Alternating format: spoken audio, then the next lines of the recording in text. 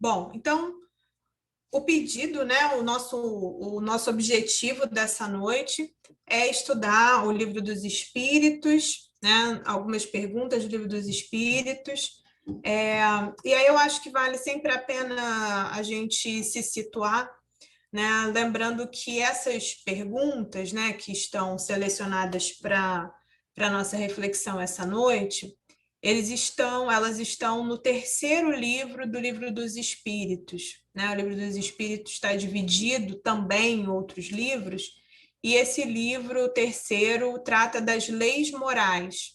E nós vamos falar, então, da questão das privações voluntárias e mortificações, né?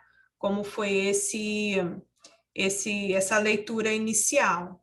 E uma coisa interessante de perceber, assim, exatamente nesse livro, né, dentro do Livro dos Espíritos, que trata das leis morais, é que se a gente for observar, né, os 5 itens, os itens que compõem esse livro, que são mais que 5 itens, acho que são 12, são 12 capítulos dentro desse livro, eles estão mais ou menos divididos de uma maneira assim bem didática. O último capítulo, que é o 12, ele fala da perfeição moral. Mas para que nós possamos atingir a perfeição moral, é preciso passar por algumas outras instâncias aí desse processo de aperfeiçoamento. E aí esse capítulo, né, das leis morais, ele está mais ou menos dividido em 3 blocos, se a gente for olhar assim com uma visão mais ampla. No primeiro bloco, ele trata da nossa relação com Deus. Então, fala da lei natural, fala da lei de adoração. No que seria aí, de repente, um segundo bloco, ele começa a tratar da nossa relação conosco mesmo, né? Com a forma com a qual nós nos relacionamos no mundo, nós nos posicionamos no mundo, e aí começa a falar, então, da lei do trabalho, da lei de reprodução, da lei de conservação, da lei de destruição, e tem a questão da lei da perfeição moral, que aí dá um pulo e vai lá para o último capítulo. O que seria aí o terceiro bloco, né? Essa parte que nós estamos, não é o que nós vamos estudar hoje está bem colocado ali no segundo bloco, né? Nessa relação de nós para conosco. Mas no terceiro bloco seria a nossa relação com os outros, né? Então, é a parte que trata da lei de sociedade, da lei do progresso, da lei de igualdade, de liberdade, de justiça, amor e caridade, aí fecha, voltando, né, nessa relação aí conosco mesmo da perfeição moral. Então, tem um caminho aí muito bem traçado, né, por Kardec, pelos espíritos, para a nossa reflexão sobre as leis morais. E todo esse livro, né, ele acaba se desdobrando no Evangelho. E aí, essa parte, né, das leis morais estão desdobradas ali no Evangelho. E o que a gente vai olhar assim com mais detalhes, né, é justamente essa parte relacionada à lei de conservação.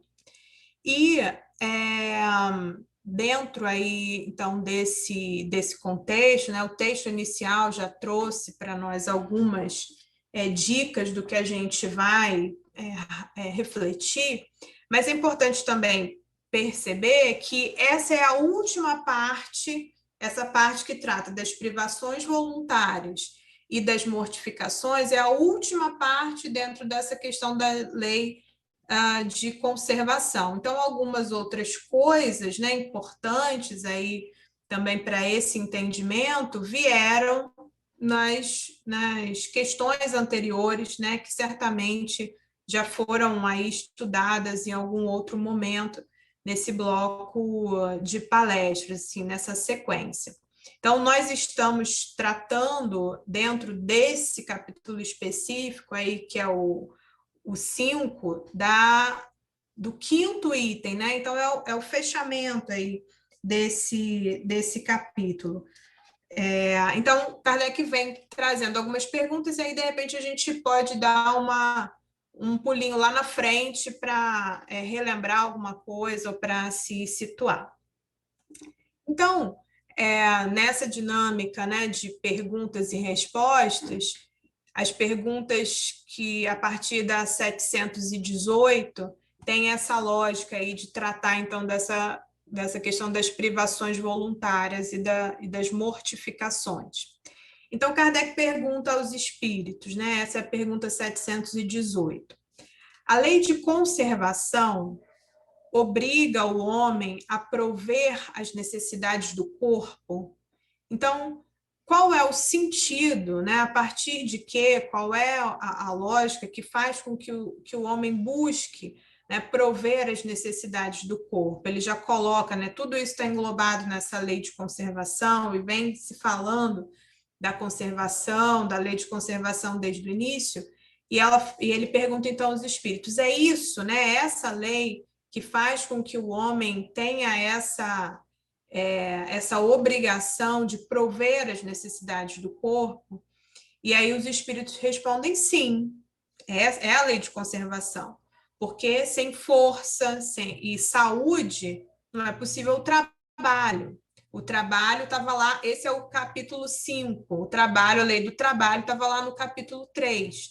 Então, os espíritos já vêm falando, e isso já vem se repetindo, sobre a necessidade do trabalho, né? O quanto o trabalho é importante no nosso desenvolvimento, né, nesse planeta, o nosso desenvolvimento espiritual. E aí ele fala, né, sem trabalho, então é importante por conta da questão do trabalho, e porque nós precisamos ter força e saúde.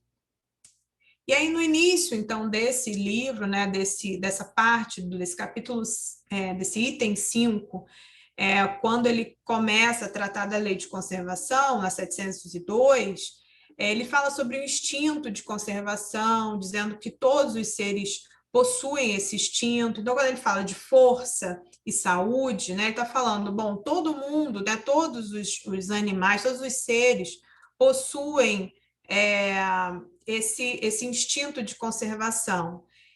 Cada um expressa de uma forma diferente, dependendo do seu grau de inteligência, né, da necessidade de viver, dos meios que tem à sua disposição, mas é normal, né, a tendência a esse cuidado, a essa busca pela preservação, né, conservação do corpo, pela preservação da vida. O instinto é natural.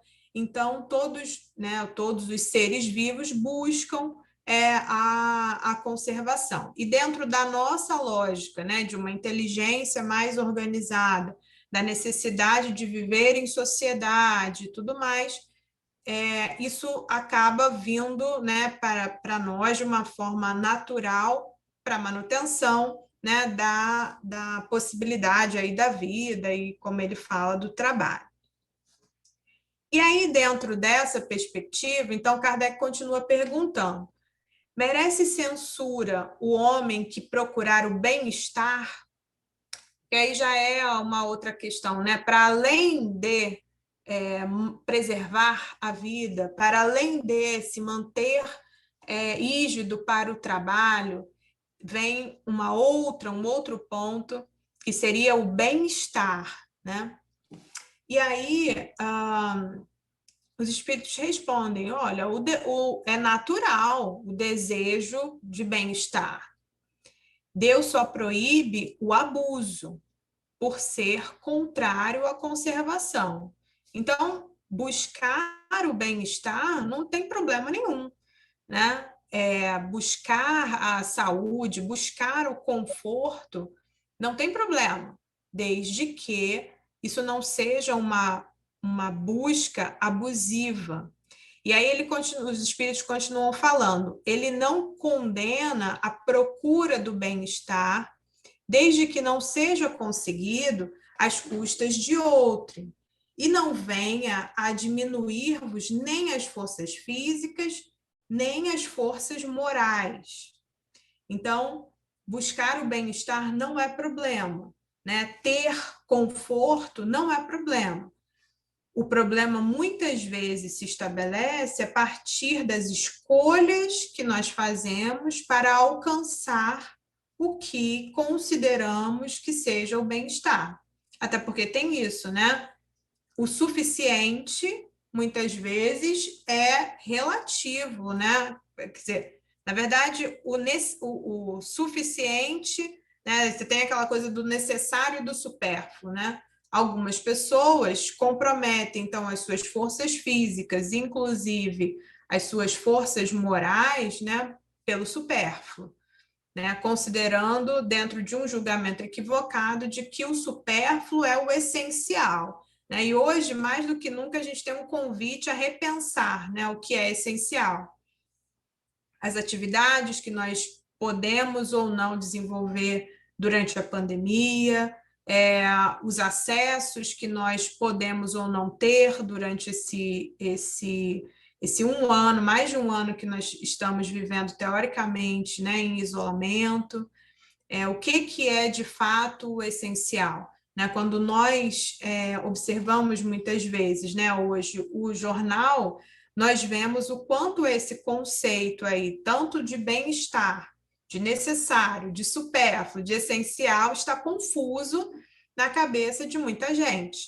Né? Tanto que as pessoas continuam se aglomerando porque entendem que para o seu bem-estar, ou para a sua saúde mental, ou para a sua felicidade, eles não podem se privar de festas, né? Não podem se privar de situações que tragam, né, uma alegria, por exemplo, imediata, mas comprometem suas forças físicas, comprometem, dessa forma, o seu entorno.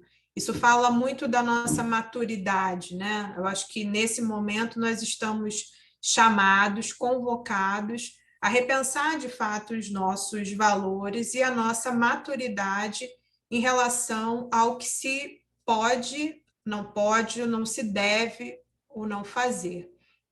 Entre a nossa capacidade de sermos solidários com a comunidade, né? De sermos responsáveis pelas nossas, mais do que nunca, pelas nossas escolhas, considerando que essas escolhas têm impacto na nossa vida e na vida daqueles que estão à nossa volta. Né? Então, quando nós compreendemos até o conceito de saúde, né? Nós vemos que a saúde vai muito além de não ter doença, né? Mas tem tem todas as outras questões, que são questões econômicas, que são questões relacionadas ao meio ambiente, que são questões relacionadas, inclusive, à vida urbana e aí à violência, por exemplo, são questões relacionadas à saúde mental, que caracterizam, de fato, o que seja a saúde. E aí, dentro dessa perspectiva, hoje a gente se vê em alguns momentos privados de algumas das atividades que constituíam fatores de bem-estar para cada um de nós.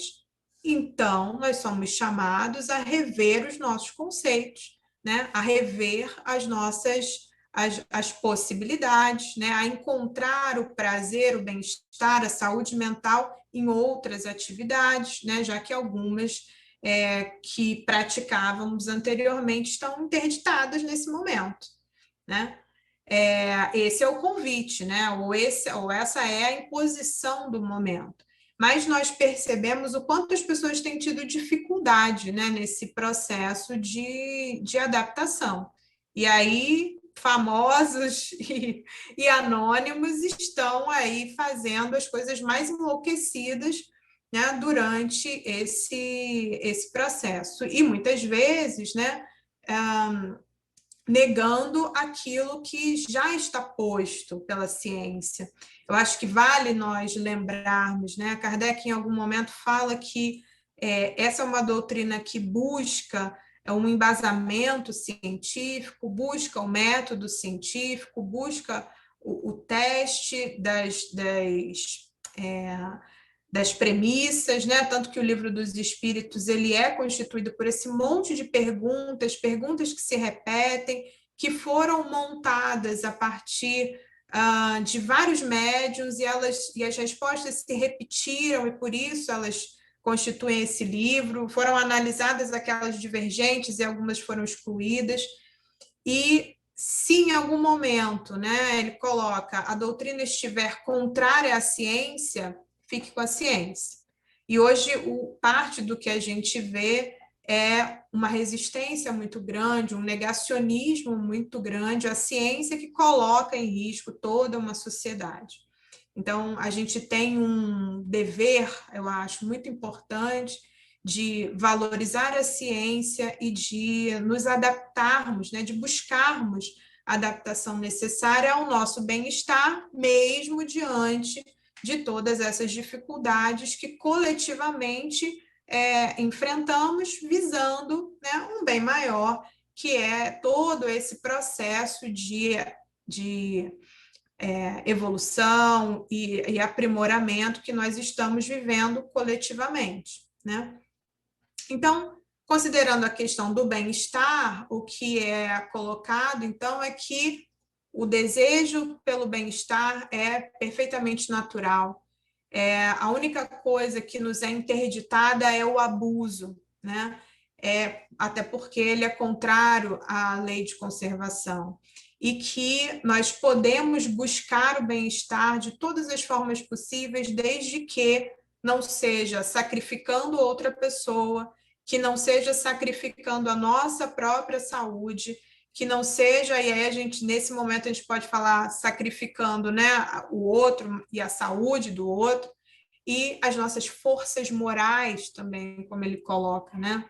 Então, hoje nós vemos, além, né, para além das questões relacionadas puramente ao comportamento social, né, nós vemos a degradação, né, a que muitos se entregam pela corrupção, né, da moralidade em prol, muitas vezes, dos bens materiais, né? Daí as CPIs, né, as interdições, enfim, né, políticos que perdem seus cargos e tal, por conta da incapacidade de gerir os bens públicos de forma correta, né? Então, na sequência, Kardec pergunta: são meritórios, na pergunta 720, são meritórias aos olhos de Deus as privações voluntárias com o objetivo de uma expiação igualmente voluntária? Então, assim, será que eu posso buscar um meio de me aprimorar mais rapidamente, criando algumas situações mais difíceis para o meu cotidiano? Então, ele está falando de privações voluntárias com o objetivo de criar uma expiação, né? Com uma expiação também voluntária. Então, eu vou arbitrar aqui o que pode ser uma questão para que eu possa, de repente, expiar mais rápido. Quem sabe eu não evoluo mais rápido dessa maneira, né? E aí os espíritos respondem assim de forma bem simples. Fazei o bem aos vossos semelhantes, e mais mérito tereis. Tipo, então você quer dar uma acelerada nesse processo para chegar rapidinho no mundo de regeneração, ao invés de você pensar em privações voluntárias, com sofrimentos, ou dor, ou alguma coisa, ou se privar de uma situação, criar uma expiação voluntária, trabalha para o seu próximo, ajuda os seus semelhantes, faz o bem àqueles que você puder fazer, e aí isso lhe dará muito mais mérito do que criar uma situação esquisita, né, problemática para a sua vida. E aí Kardec continua então perguntando, 720A, haverá privações voluntárias que sejam meritórias? Ele continua na mesma, mais ou menos no mesmo caminho de raciocínio, né? Eu posso criar alguma situação para dar uma acelerada nesse processo? E a primeira resposta foi praticamente não, né? Não vai por esse caminho, faz o bem. Então ele insistiu. Mas pode ter algum mecanismo em que essa questão de privações voluntárias dê certo, seja meritória? Já que a resposta anterior dos espíritos é: faça o bem aos semelhantes e mais mérito terei.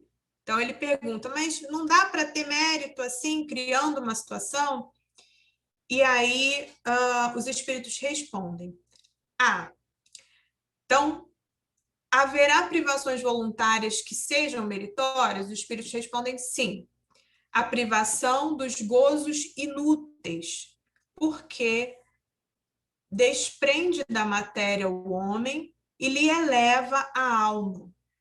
Meritório é resistir à tentação que arrasta aos excessos e aos gozos das coisas inúteis. É o homem tirar do que lhe é necessário para dar aos que carecem do bastante. Se a privação não passar de simulacro, será uma irrisão. Risão é um ato, é um deboche, é um escárnio. Então, você vai estar falseando, né, uma situação se isso não for uma privação, se essa privação, né, não for de verdade. Então, o que os espíritos respondem aqui é que você pode ter, sim, uma privação voluntária que seja útil. E aí, qual seria essa situação? Privar-se de gozos inúteis, com o objetivo de fazer com que, a partir do momento em que o homem, né, que cada um de nós, se desprende de coisas materiais, isso traz, sim, uma educação para a alma, e nesse sentido, isso pode ser meritório. É um ganho, né, um aprendizado que se faz. Até aí, né, dependendo do olhar, né, do exemplo que a gente busca, e aparentemente é algo que fazemos única e exclusivamente em benefício próprio, né? Mas ele continua falando, é meritório resistir à tentação que arrasta ao excesso e ao gozo das coisas inúteis. Então, se privar de excessos, né, do gozo de coisas que não nos trazem, não nos fazem bem, é meritório, né? Nós estamos educando aí a nossa alma, nós estamos nos educando no sentido de aceitar algumas privações e até no sentido de compreendermos o que efetivamente nos faz bem, o que efetivamente é necessário. Porque talvez, né, ao longo desse período, por exemplo, de um ano, em que nós estamos tão limitados em algumas atividades, cada um de vocês tenha um exemplo de coisas que perceberam que faziam com muita frequência e que percebem que hoje já não são necessárias e que você consegue viver bem sem aquilo, né? E isso, às vezes, faz uma diferença muito grande no nosso cotidiano. Às vezes, para muitas pessoas, trouxe uma diferença na questão financeira importante, porque perderam, né, ao longo desse período aí alguns hábitos. Então, são coisas que nos tornam, vão nos aprimorando em relação a essa percepção do mundo. Mas uma coisa, então, que frisa, né, que essa resposta frisa no final, é que é muito importante, é o seguinte, é o homem tirar do que lhe é necessário para dar aos que carecem do bastante. Então, a resposta vai num crescente aí de comprometimento, né? Você tem um compromisso consigo mesmo, né? De observar, compreender, vai naquele caminho do autoconhecimento, o que é inútil disso que eu costumo fazer? O que dentro desses meus hábitos do momento já constituem excessos e que podem ser reeducados? O que eu posso, e aí já é um degrau acima, né, me privar nesse momento, considerando que no meu entorno eu vejo pessoas que carecem de coisas que são, dentro da minha concepção, são básicas, né? E que essas pessoas nesse momento não têm.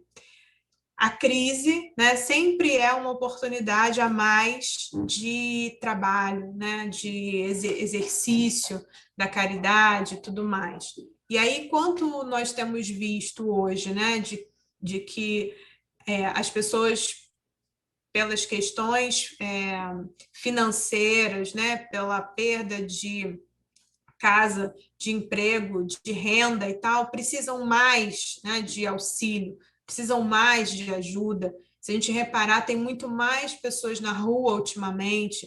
Então, as pessoas precisam de roupa, as pessoas precisam de comida, as pessoas precisam até precisam de água, muitos precisam de água para beber, né? E precisam de atenção.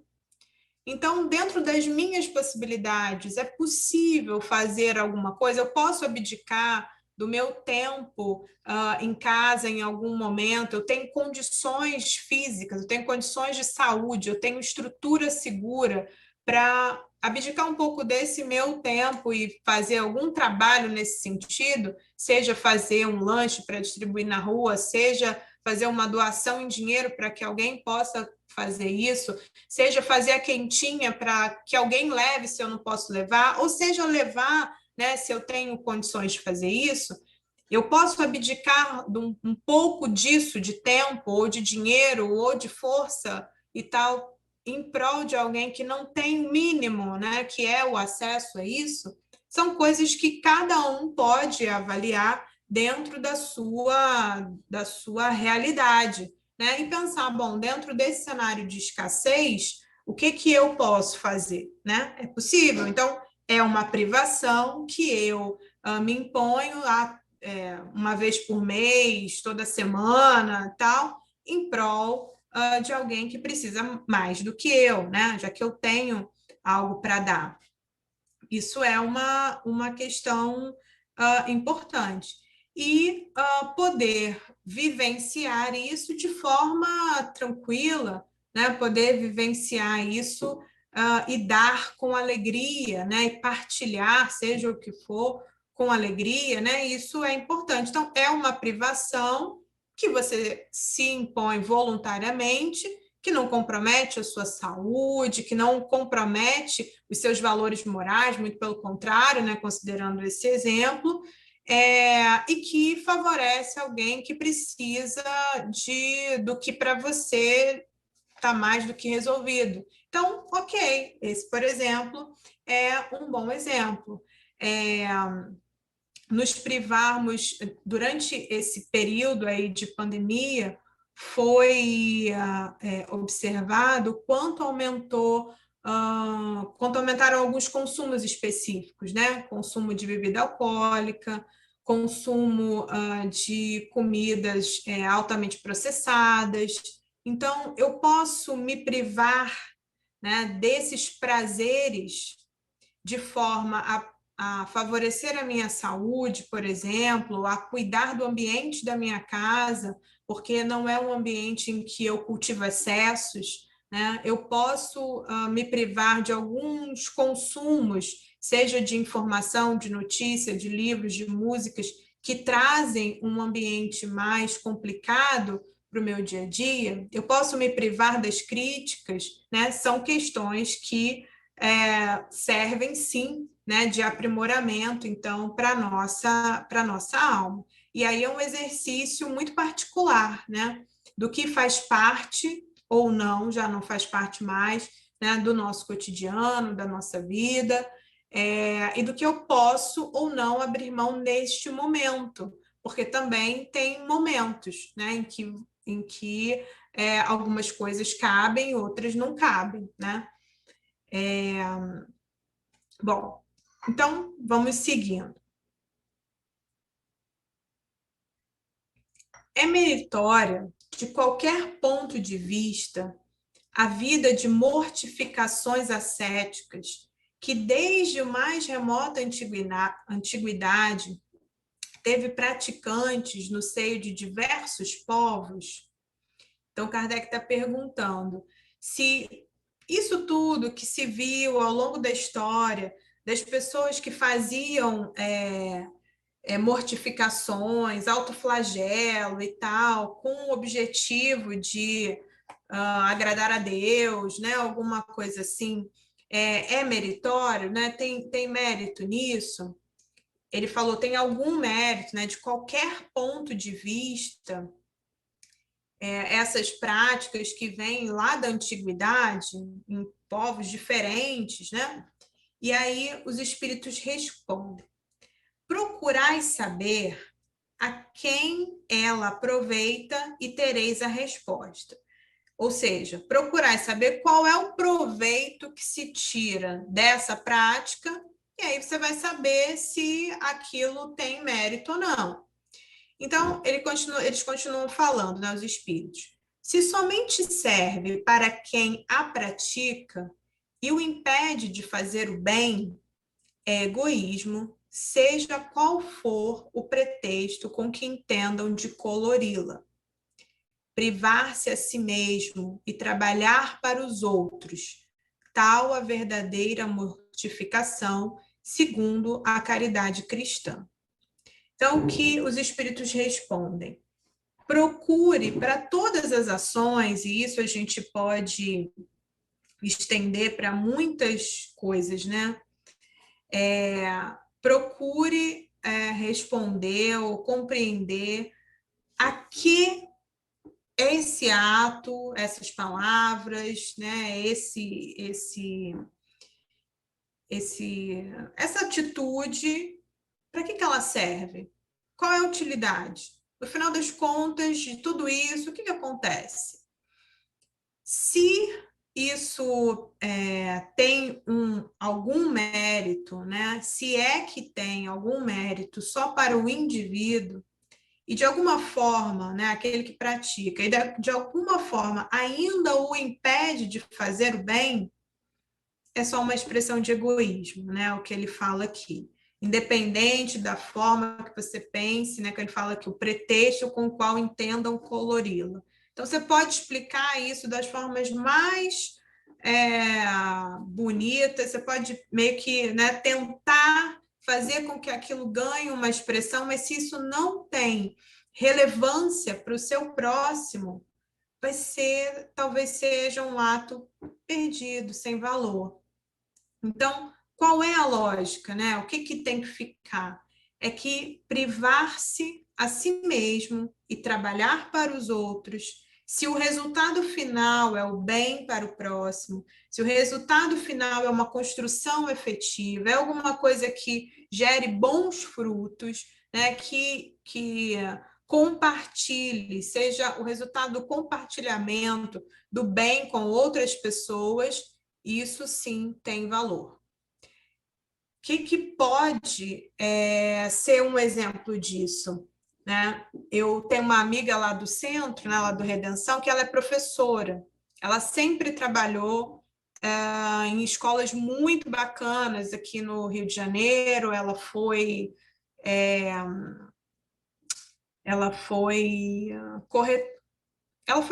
corrigia as provas da UERJ, do vestibular.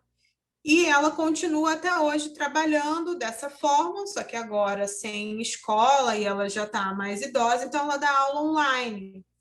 E aí, durante a pandemia, ela resolveu fazer um curso online para alunos de escola pública que ficaram, né, sem aula, ficaram interditados, com professores amigos dela. Então, muitos professores das melhores escolas do Rio de Janeiro né, através desse convite dela, se voluntariaram a dar aulas à noite. As aulas eram de segunda a sábado, para alunos que não tinham condições de estudar de outra forma. Então, outras pessoas, né, para essa rede, alguém doou um computador para um, doou um computador para outro, o outro não tinha computador para doar, mas podia pagar o plano da internet, então pagou o plano.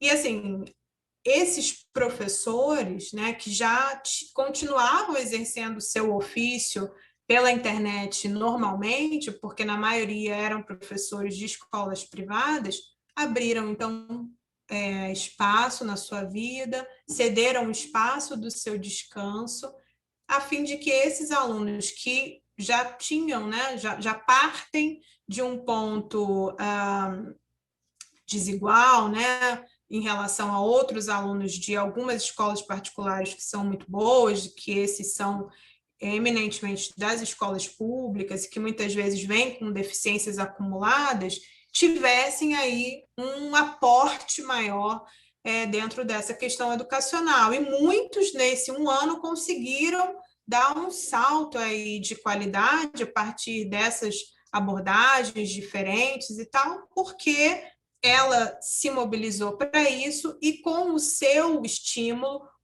contagiou várias outras pessoas que resolveram voluntariamente ceder o seu tempo e o seu conhecimento, tanto para as aulas que eles se propunham a dar, quanto em relação à própria tecnologia, né, que muitos professores, alguns tinham mais habilidade do que outros. Então, quais são as ferramentas que se pode usar, quais são as atividades que se podem fazer, como dinamizar as aulas através desse sistema. Então, as pessoas foram ali se ajudando, né, nesse contexto. Então, de que vale, então, as atitudes se elas não promoverem o bem para o outro?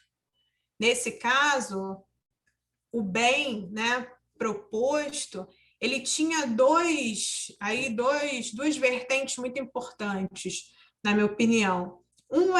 Essa questão, né, de cada um ceder o seu tempo, o seu conhecimento em prol de alguém que não tinha o bastante, né, como foi a outra resposta, que não tinha ali o mínimo, né, de acesso.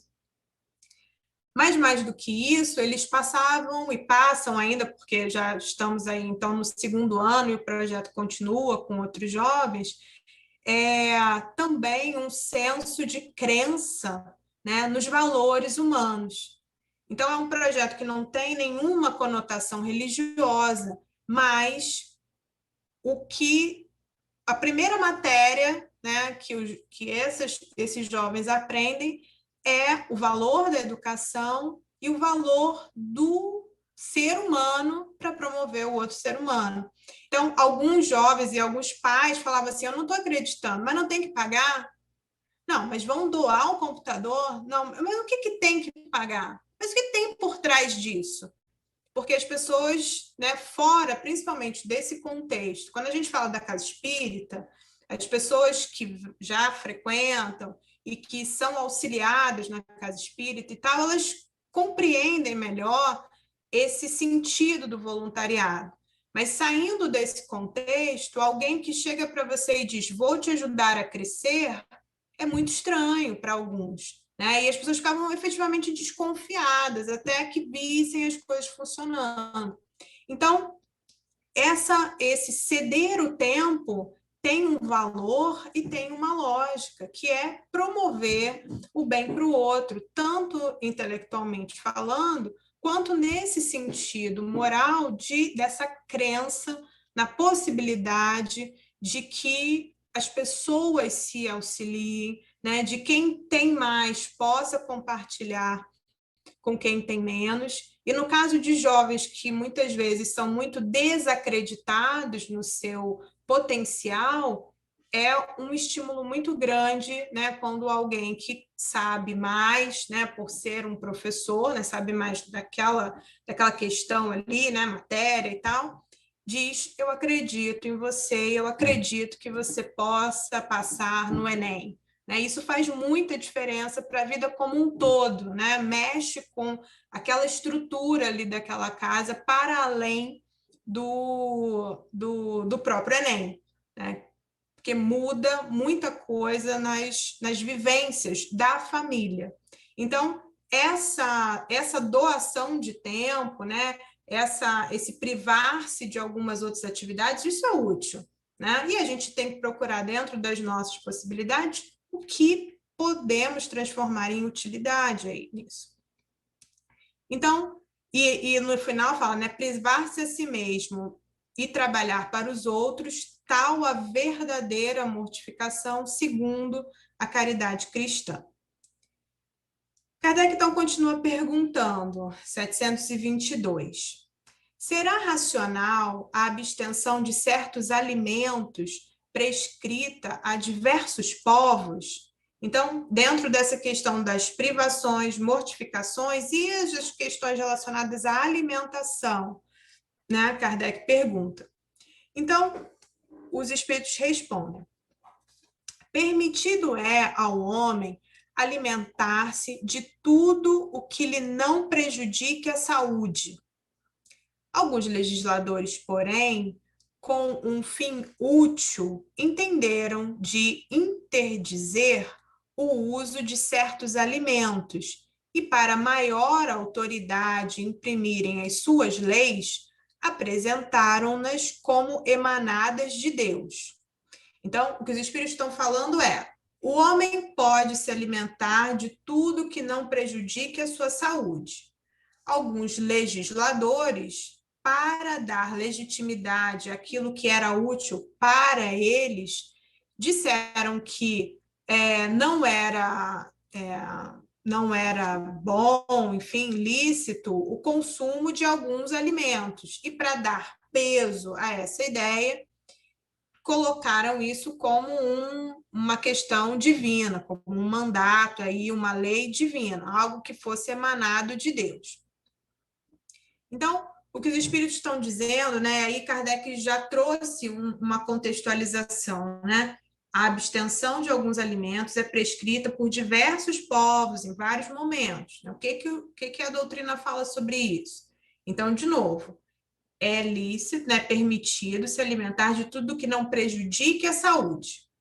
Então, hoje, nós temos uma visão muito mais ampla do que é saúde e do que pode prejudicar a nossa saúde e o quanto isso hoje, cada vez mais, se torna uma questão individualizada. Então, se abster de alguns alimentos pode variar de uma pessoa para outra, até por conta das questões relacionadas à saúde. É um exercício importante dentro daquela perspectiva de que precisamos, muitas vezes, nos desapegar de alguns hábitos, principalmente as questões relacionadas aos excessos, né? E daquilo que hoje nós já sabemos que nos faz mal à saúde, como um exercício de autocuidado e de responsabilidade para conosco mesmo, né? Então, a gente hoje é capaz de fazer escolhas mais racionais para a nossa saúde, sem precisar que alguém diga que Deus mandou, que os espíritos mandaram, né? Nós temos conhecimento suficiente para fazermos escolhas mais racionais para o cuidado com a nossa saúde, sabendo da nossa responsabilidade com este corpo, que é a fonte, né, do exercício da plena capacidade do nosso espírito. Então, extrema responsabilidade com esse cuidado com a saúde. Tem uma questão dentro desse contexto que é muito recorrente, né? Que é a questão do consumo de carne animal. Então, desde muito tempo, né? Isso já era uma questão, e Kardec, então, faz essa pergunta, 723. A alimentação animal é, com relação ao homem, contrária à lei da natureza? E aí, os espíritos respondem: dada a vossa constituição física, a carne alimenta a carne, do contrário, o homem perece. A lei de conservação lhe prescreve como um dever que mantenha suas forças e sua saúde para cumprir a lei do trabalho. Ele, pois, tem que se alimentar conforme o reclame a sua organização. Então, a gente pode dizer, a partir daqui, que o espírita não come carne, que não pode comer carne e tal. O que os espíritos estão falando aqui é que cada um deve se organizar e fazer as suas escolhas conforme a sua organização, conforme as suas possibilidades e o que não prejudique a sua saúde. Claro que ao longo do caminho nós vamos vendo que existem benefícios e malefícios desse consumo, que quando a gente, por exemplo, está fazendo um tratamento espiritual na casa espírita, às vezes lá nas recomendações fala, nesse dia é preferível não comer carne, e aí a gente pode começar a pensar, mas por que nesse dia? Mas será que é possível, então, estender isso para outros dias, já que isso de alguma forma me beneficia? E eu consigo fazer essas substituições preservando a minha saúde? Se sim, ótimo, né? São esses aprendizados que nós vamos fazendo ao longo desse nosso caminho evolutivo. Ótimo, se faz bem, né, para a nossa saúde, se essa fonte de proteína, e hoje a gente já sabe disso, a gente consegue obter por outros caminhos que não o consumo constante de carne, se hoje a gente já sabe o quanto a pecuária é nociva ao meio ambiente, e a gente consegue sair um pouco, então, do estímulo, né, a esse tipo de comércio e, de alguma forma, dar a nossa contribuição, ótimo. Se isso ainda não faz parte da nossa possibilidade, que fique aí como uma meta, um pensamento para daqui para frente, né? Mas não tem aqui uma proibição de nenhum comportamento especificamente. Na questão 724, Kardec pergunta: será meritório abster-se o homem da alimentação animal ou de outra qualquer por expiação? Então, eu posso dizer, voltando mais ou menos lá, aquela ideia das expiações voluntárias, que eu vou parar de comer carne, ou que eu vou parar de consumir alguma outra coisa, isso pode me gerar aí um mérito, então, de uma expiação voluntária? E aí os espíritos respondem: sim, se praticar essa privação em benefício dos outros, né? Vem sempre essa colocação. Aos olhos de Deus, porém, só há mortificação, havendo privação, não, só há mortificação, havendo privação séria e útil. Então, o que é a mortificação? É quando você se priva de alguma coisa de uma forma muito comprometida e que tem um fim útil. Por isso é que classificamos de hipócritas os que apenas aparentemente se privam de alguma coisa e coloca como referência olhar a pergunta 720. E aí a pergunta 720, né, a resposta é aquela que diz: fazer o bem tem maior mérito. Então, como que eu posso me melhorar nessa encarnação? Para me melhorar, eu vou parar de comer carne. Mas se você parou de comer carne, mas não parou de praticar tantas outras coisas que eram nocivas para você individualmente, para a coletividade, isso é uma privação que vai ter pouco mérito. Você simplesmente deixou de ter alguma coisa que para você podia até ou não representar um prazer. Então, o mérito disso é muito pequeno.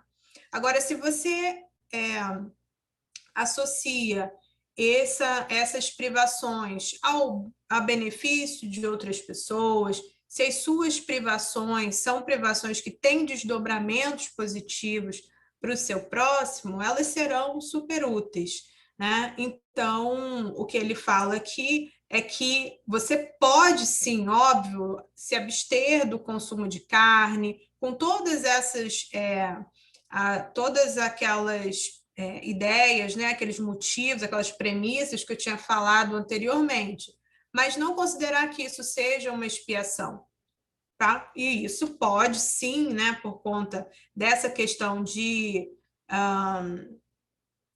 ser uma educação, né, do espírito, de torná-lo menos materializado, né, de diminuir o consumo a aproximação dessa energia tão animal, isso, né, tem um valor, né? Mas, como ele coloca aqui nesse sentido disso, se torna uma expiação e tal? Não, não necessariamente. Eu conheci uma pessoa, uma época, que de cara me falou: você é espírita? Ah, eu sou. Ah, eu também sou. E aí a pessoa falou: eu já aboli as carnes da minha vida, não como mais carne e tal, porque eu sou espírita. Eu falei: ah, bacana. No convívio, né, a pessoa usava drogas ilícitas. Então, dentro dessa balança, né, consumo de drogas que alimentam o tráfico, as armas e não sei o que, é preferível comer carne. Mas são questões aí que vão fazendo parte desse amadurecimento e do entendimento do que é efetivamente bom, útil, né, necessário. É uma questão que, a meu ver, é esquisita, né? Não se combina muito bem. Bom, e aí Kardec continua perguntando: que se deve pensar das mutilações operadas no corpo do homem ou dos animais? Então, os espíritos respondem: a que propósito semelhante questão? Então, ele sempre pergunta: para que serve isso? Ainda uma vez, inquiri sempre vós mesmos se é útil aquilo que porventura se trate. Então, se você for pensar em qualquer tipo de privação ou mortificação, pergunte-se qual é a utilidade daquilo. Então, essa parte especificamente está falando das mutilações operadas no nosso corpo ou dos animais. Então, fala: a Deus não pode agradar o que seja inútil, e o que for nocivo lhe será sempre desagradável. Porque ficais sabendo, Deus só é sensível aos sentimentos que elevam para ele a alma.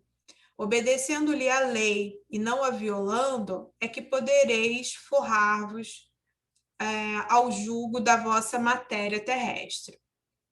Então, tudo que é feito tem que ter um fim útil, né? E aí, mutilar-se, né? Ou provocar essa dor, esse sofrimento a animais, isso não tem, né, utilidade para Deus. A grande utilidade é nos privarmos de outras coisas, né? Na próxima pergunta, a gente vem falando aqui, a resposta vem falando um pouquinho mais sobre isso. Vou passar aqui para a próxima. 726. Visto que os sofrimentos desse mundo nos elevam, se o suportarmos devidamente, dar-se-á que também nos elevam os que nós mesmos nos criamos. Então, Kardec vem de novo perguntando, né? Se muitas vezes nós nos elevamos nesse mundo a partir de experiências dolorosas, né, de alguns sofrimentos, então nós podemos criar alguns sofrimentos também para dar uma acelerada nesse processo. E aí os espíritos respondem: os sofrimentos naturais são os únicos que elevam, porque vêm de Deus. Na verdade, os sofrimentos naturais, hoje a gente já entende isso muito melhor, eles têm um princípio que não é simplesmente uma coisa aleatória, né? Deus jogou dados e resolveu, você tirou 2, você tirou 5, um sofre mais, um sofre menos. Não é isso, né? Isso tem a ver com as nossas construções também das encarnações anteriores, com as nossas escolhas questões que vivenciaríamos nessa encarnação. Então, não é uma coisa aleatória que eu possa, de repente, resolver que são coisas equivalentes, questões equivalentes, e que eu posso estar compensando uma coisa pela outra, né? Então, por isso que ele fala, os sofrimentos naturais são os únicos que elevam, porque vêm de Deus. Os sofrimentos voluntários de nada servem quando não concorrem para o bem de outrem, né? Isso é sempre frisado a cada resposta. Supões que se adiantam no caminho do progresso os que abreviam a vida mediante rigores sobre-humanos, como o fazem os bons, os faquires e os fanáticos de muitas seitas? Por que, de preferência, não trabalham pelo bem dos seus semelhantes? Vistam o indigente, consolem o que chora, trabalhem pelo que está enfermo, sofram privações para livro dos infelizes, então suas vidas serão úteis e, portanto, agradáveis a Deus. Sofrer alguém voluntariamente apenas por seu próprio bem é egoísmo. Sofrer pelos outros é caridade.